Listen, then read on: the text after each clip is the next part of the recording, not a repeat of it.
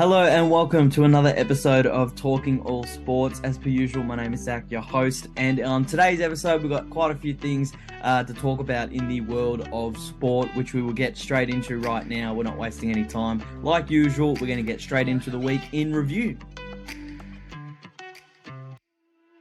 To kick off this week's week in review, we're going to be talking a little bit about Premier League football. So, Wolverhampton Wolves beat Palace 2-0, Villa beat Fulham 1-0, Leeds and Leicester.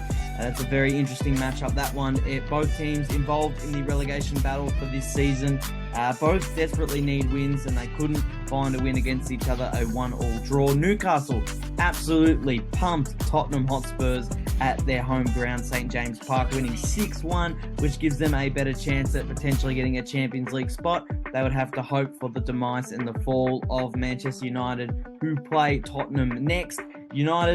Speaking of United, they will be playing Manchester City in the FA Cup final after defeating Brighton in penalties. West Ham beat Bournemouth 4-0, which puts them in a great position to now start to survive the relegation zone and move into the Premier League again next season. For the Hammers, Liverpool, they were able to edge Nottingham Forest out in a 3-2 cracker. That's how I'll put it. In the first half, both teams were scoreless, 0-0 at half time, and then the second half, it was a ripper going down to the wire. Liverpool defeating Forest 3-2, and Man City just recently dominated Arsenal to win 4-1, which makes it very, very interesting now. City move within 2 points of Arsenal and still have 2 games in hand on the Gunners, and that big win, most people are saying, has determined who's going to win the Premier League.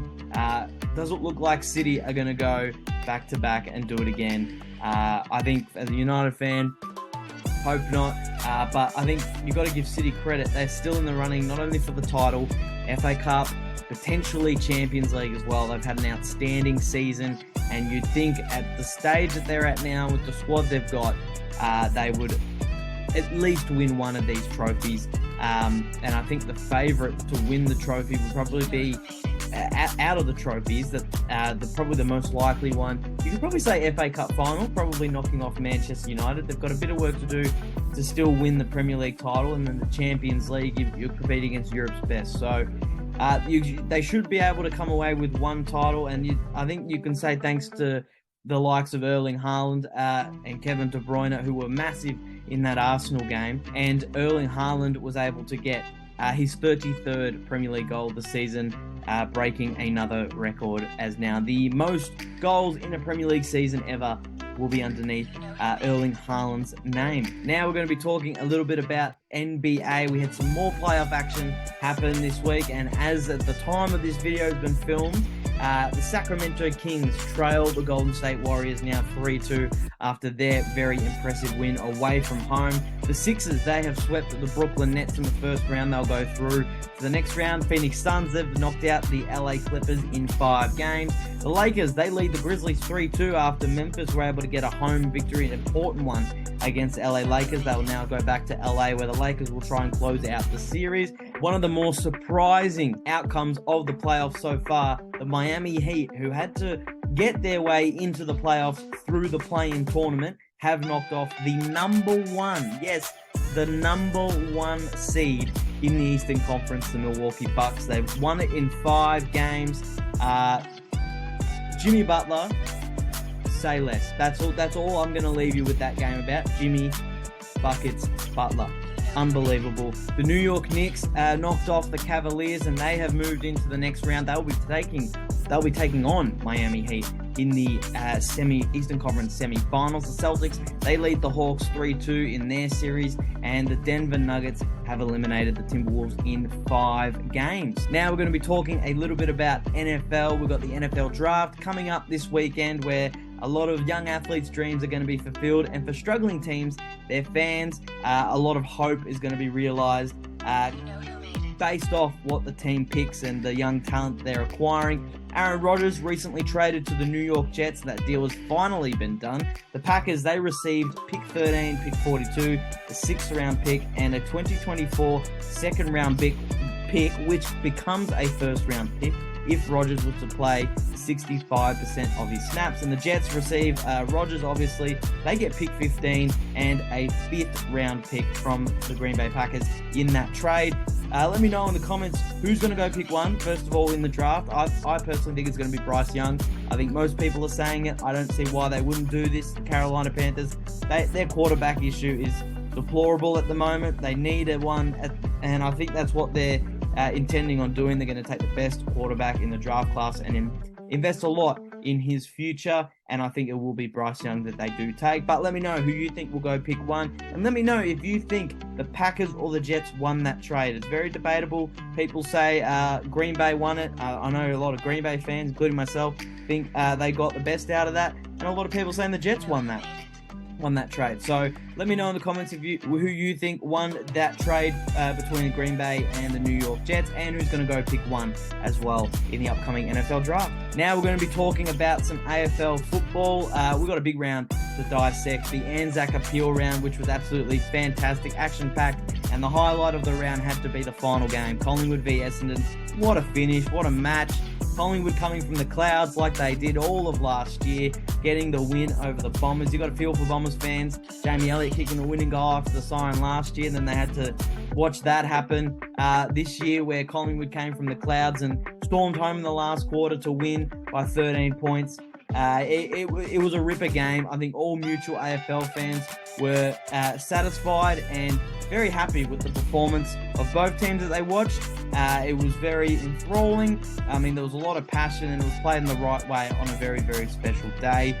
I mean, there was a lot of good games over the weekend as well. Hawthorn Adelaide, Adelaide winning by 3 points. You've got to feel for the Hawks and the Hawks fans, a young team that's lost by under a kick 2 weeks in a row, but they're heading in the right direction. I think that's a major positive that you can take out of after their first 2 performances were pretty disappointing against Essendon and Sydney. Anzac Eve was a fantastic game as well for majority of it. Actually, not for majority of it. I think the whole game itself was fantastic. It was a tough, tight game. Richmond up for majority of it, and then Melbourne just slowly clawing their way back and getting over the line in the end. Played in great spirit as well that game. And Carlton St Kilda was actually a pretty good game for the most of it.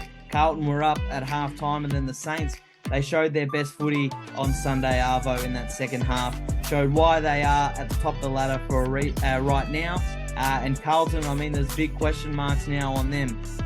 What is the real Carlton? And is this Carlton team going to make finals? We'll touch on that in a little second. I think there's some teams who deserve a bit of recognition as well for their efforts over the weekend, even though they may have lost. And we're going to start with Richmond. I thought their efforts in that game against Melbourne were actually really, really good. You could argue that they probably should have won the game. I mean, if they kicked straight, they definitely would have won the game. But they didn't even kick that badly. Melbourne kicked really well. Melbourne clawed their way. It was a tough, competitive game, which Richmond set that standard, and unfortunately, they did let it slip. But you bring back the likes of Tom Lynch, Jack Graham, Nathan Broad, Toby Nankervis into that side. I think they knock off the D's. So, got to give recognition to Richmond with what they had to deal with. Their efforts on Anzac Eve was absolutely fantastic. Got to give credit to Hawthorn as well. That's back-to-back weeks now. They've challenged. Adelaide are a contender for finals right now. The Giants, not necessarily, but 2 great weeks of performances from the Hawks. You've got to deal with travel in there, travel to Adelaide, travel down to Tassie, and they do play Launceston very well. But the way they're able to compete and stay in the contest against a very in-form Adelaide was very, very impressive. And the Giants, I think they deserve a bit of recognition. Although the Brisbane Lions were able to get out to leads as big as 40, 50 points throughout the game, they kept coming back. So there was a little bit of heart that the Giants were showing, that they were never giving up, and they were, as in their song, they will never surrender. They were, I thought, in my opinion, were very impressive. Even though that they lost, I thought their efforts to, peg Brisbane back, even though a team like that was getting out to 40, 50 point leads, they only lost by 20 or so in the end. So I think the Giants deserve a bit of recognition for their efforts against the Lions in Canberra. We'll now move on to the teams who did, though, impress me the most. And we'll start off with Western Bulldogs, who knocked off Freo in convincing fashion by 49 points on Friday night. They were fantastic. The Bulldogs, from start to finish, they dominated the Dockers. The likes of Bontempelli, Treloar, McRae, Libba were absolutely fantastic throughout the night. Are they back? Are the Bulldogs back? That's a tough loss to Port Adelaide the week before, where they were in a winning position, and then the week before that, they had a great win against Richmond when they were challenged. I think the Bulldogs are starting to build some really good form. I think this is why you can't write off teams after 2 games. And we're going into round 7, and the Bulldogs are a team that are definitely one that could probably challenge when it comes to the pointy end of the season. A team that could challenge for the top 8 towards the pointy end of the season. I don't think they're top 4 ready necessarily at the moment, but at this rate, I can still see them making the 8, the Bulldogs, and I was very impressed with their efforts over the weekend. Geelong, they're just getting back to their best now, dismantling Sydney in the grand final rematch, just like they did in the grand final last year. Their first game at GMHBA Stadium, and they showed why they are so good at GMHBA Stadium, dominating like the Bulldogs from start to finish over the Swans. They had no answer, Sydney, and they were very, very impressive, Geelong. Cameron and Hawkins, 10 goals between them. Very good performance from the Cats. And the Gold Coast Suns impressed me a lot. That's a great response after their loss to Freo in Norwood, which is disappointing. I thought that game against North Melbourne was going to be a little bit of a danger game. I thought there was a very, very hot chance that North Melbourne could have got up. But they impressed me with their performance. It was a commanding 40-point win. They didn't just get over the line. They took control of that game and dominated. And I was very impressed with the Gold Coast Suns. The teams that disappointed me the most, we're going to have to start off with Freo. They look like a team who are 1 week going to be up and about, look like they're a contender, great team, and then the next week just look terrible. I mean, that was awful against the Bulldogs. I don't know what's going on down there where this inconsistency is creeping in. I mean, is it their system? Is it the personnel they've got in that team? Are they still trying to find that right balance, the cohesion? Is it the fitness, work rate? What's going on? It could be a mindset. Who knows? I'm pretty disappointed with Fremantle, their performance against the Bulldogs. They were able to get smashed and beaten that easily. They've got a big game against Brisbane now this week up at the Gabba away from home. They're going to have to be competitive, and if they're not competitive, then there are going to be serious alarm bells ringing and question marks over a lot of key personnel at that club. Sydney were very disappointing as well, in my opinion. I think, from what they dished up last year in the grand final, you could argue it's a young team. The moment probably got the better of them, and a bad start ruined the day for them. But there's no excuses. I mean, there is. You can argue, the injuries that they had. No Dane Rampy, no McCartan brothers playing out there, no Buddy in that squad for Sydney, no Tom Hickey as well.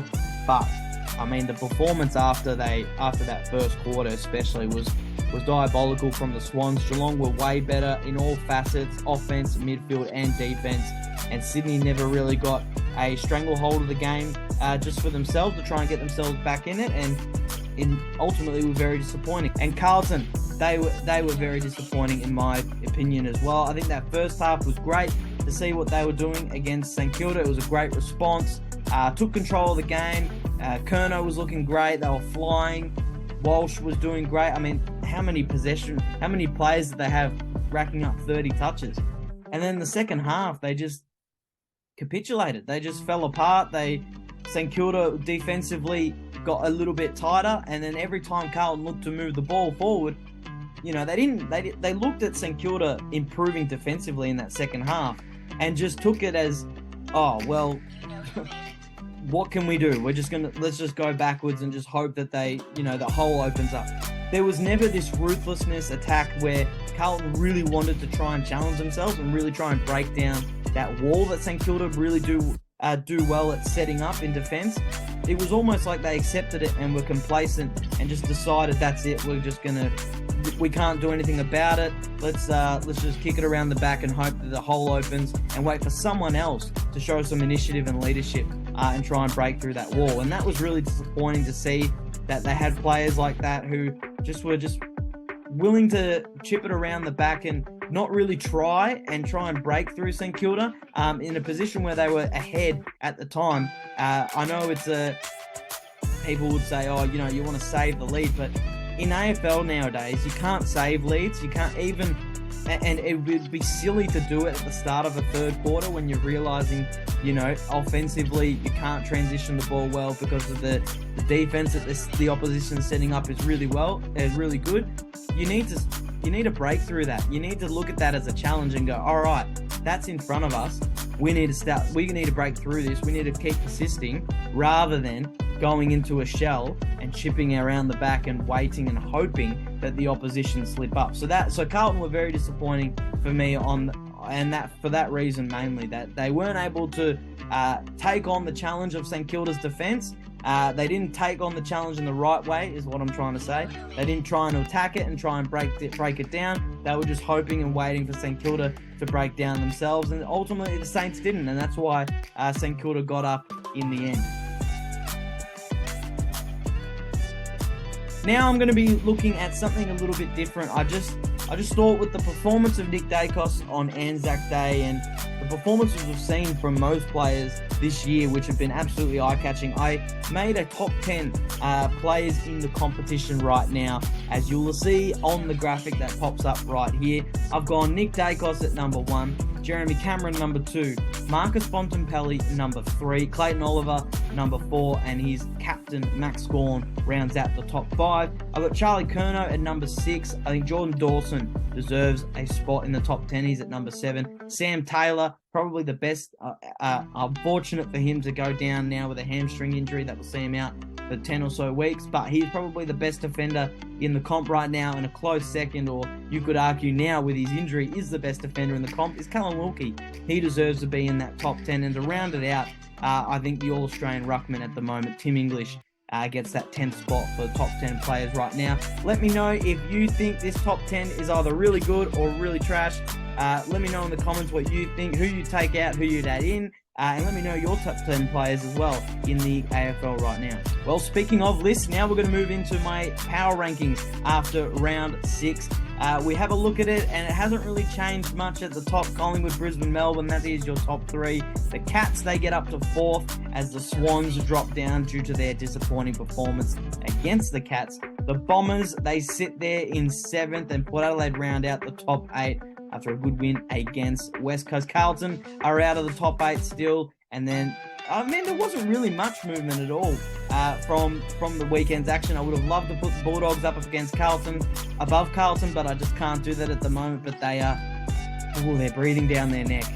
So if Carlton were to slip up against the Eagles this week and the Dogs were to get up against Hawthorn, I think there would be a bit of movement there. The bottom 4 doesn't really change. The Eagles have dropped down to second last, and I think with Gold Coast performance against North Melbourne, they deserve to be at the north end of the bottom 4. Now we're going to be moving on to Star of the Week, and the first nomination is now the record holder for the most Star of the Week nomination, and he deserves it. Nick Daicos was phenomenal against the Bombers on Anzac Day. That's probably one of the best clutch performances of the season. He had 20 or so disposals at halftime, and most people would say they were pretty ineffective off halfback, but what he was able to do in that second half was phenomenal. So he had 40 touches, 2 goals, 604 metres gained, 9 score involvements, and 6 inside 50s. And for those who want to pot him about not winning a hard ball get, I'm pretty sure he averages the most contested possessions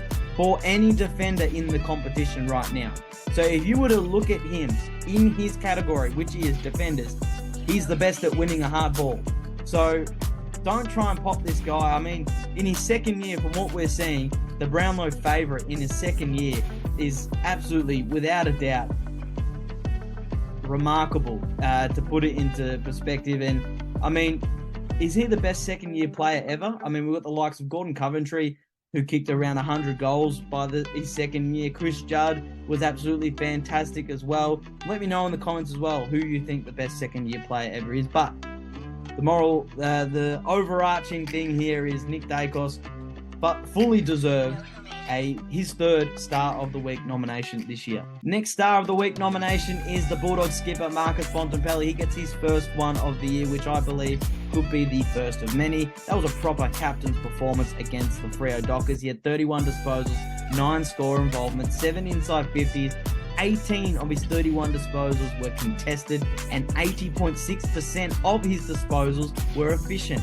Fantastic performance by Bontempelli. Kicked a couple goals as well. He's putting together a very nice season, by the way. Flying a little bit under the radar. I think a lot of people are caught up with the Nick Dacos, Jeremy Cameron hype and all the performances of those players, but Bontempelli could be a sneaky chance if Dacos was to drop off a little bit to take that Brownlow medal. He plays his 200th game as well this week against the Hawks, and a very well-earned 200 games. He's been phenomenal for the club.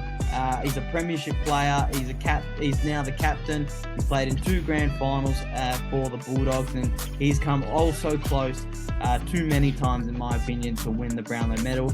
Hopefully, for his sake, this is the year he does win it, but a very deserved Star of the Week nomination for Marcus Bontempelli. And the last Star of the Week nomination goes to this Brisbane Lions little small forward, Charlie Cameron. Nothing could stop him against the Giants. Kicked 7 goals, 2 from 15 disposals, 12 score involvements, 6 marks, and 7 of his 10 kicks were goals. So 10 of his 15 disposals were kicks, and 7 of those 10 kicks were goals. I mean, the fact that 7 of the 12 score involvements he had were goals of himself. 9 of the 12 score involvements came from him personally, from his foot into either a goal or behind.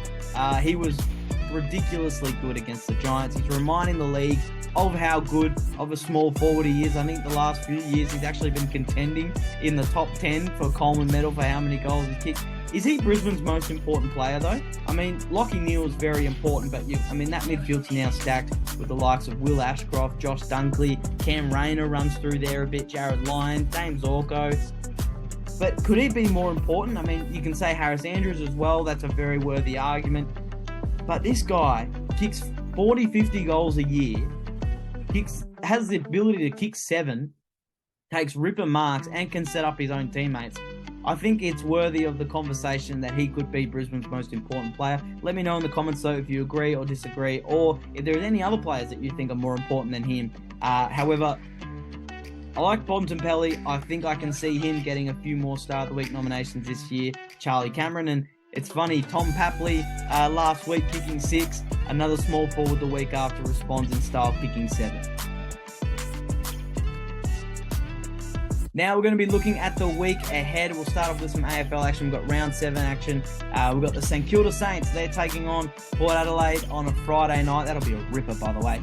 Brisbane, they host the Dockers. Important game for Freo. The Swans and Giants, first battle of the bridge of the season. Can the Swans bounce back, and can the Giants potentially cause an upset? The Bulldogs, they will host the Hawks in Bontempelli's 200th game at Marvel Stadium. Saturday night, Melbourne host North Melbourne. Angus Brayshaw's 150th game that night, and the Eagles host the Blues, who will be looking to respond on Saturday night over in Perth. Essendon host Geelong in the early Sunday game, the country game. That'll be really interesting to see how that one plays out. Richmond play at their favourite ground in the world, Marvel Stadium, against the Gold Coast Suns. And Adelaide will host Collingwood at Adelaide Oval on the Sunday twilight to round out the round. And that's probably game of the round, as you could argue. The final one, Adelaide-Collingwood, that'll be a major test. Scott Pendlebury in doubt. Will he play? Will he not? It'll be interesting to watch. And Adelaide, a good, tough win against Hawthorn. They know they can play better. It'll be interesting to see if they respond in that style against probably the best team in the comp right now, the Pies. The NFL draft, as I said earlier, is also coming up over the weekend, like I said earlier as well. Let me know in the comments who you think will go pick 1 and who you want your team to pick as their first pick of the 2023 NFL draft. We've got some more NBA playoff action happening. I mean, we've still got the Golden State Warriors and Sacramento Kings series going. We've got the Boston Celtics and Atlanta Hawks series going. The LA Lakers versus Memphis Grizzlies series is still going as well. That's all we've got time for on this week's episode of Talking All Sports. Thank you again for watching. I do very much appreciate it. And if you'd like to, please like, subscribe, and drop down all your comments for any recommendations for future episodes and your predictions, opinions on everything sport. I'll make sure I keep a note of it and respond to any comments. But for now, I'll let you go. Enjoy an action-packed weekend of sport, and I'll see you next week.